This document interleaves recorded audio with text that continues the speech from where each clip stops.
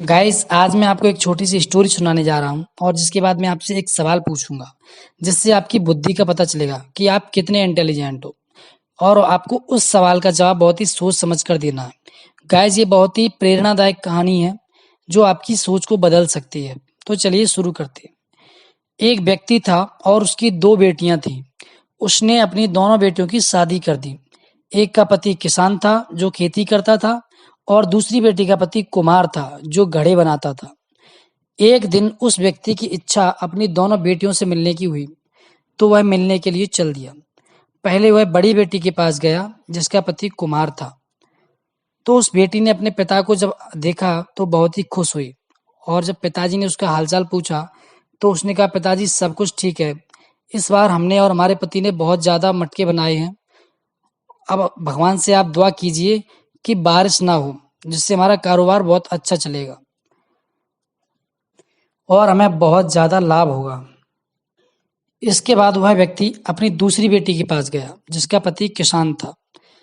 वो बेटी भी उस पिताजी को देखकर बहुत प्रसन्न हुई। जब पिताजी ने उसका भी हालचाल पूछा तो वह बोली, पिताजी वैसे तो सब कुछ ठीक है।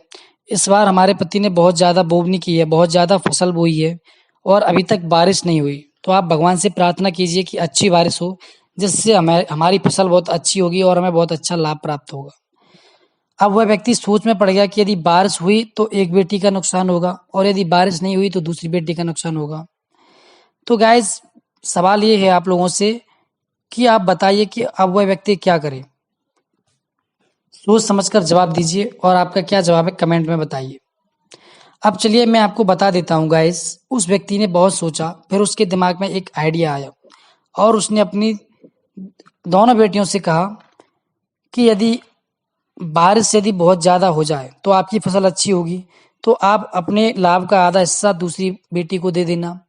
और दूसरी बेटी से कहा कि यदि बारिश नहीं हुई तो आपके मटके खूब बिचेंगे और आप उनमें से अपने आधे लाभ का हिस्सा अपनी दूसरी बहन को दे देना जिससे एक भी बहन को परेशानी नहीं होगी और दोनों बहनें खुश रहेंगी।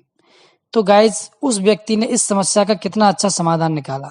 तो इस कहानी से हमें यह प्रेरणा मिलती है कि समस्या कितनी भी बड़ी हो, यदि उसको सही से सोच समझकर उसका समाधान निकाला जाए तो समस्या कोई भी बड़ी नहीं होती है और उसका अच्छे से समाधान निकल जाएगा।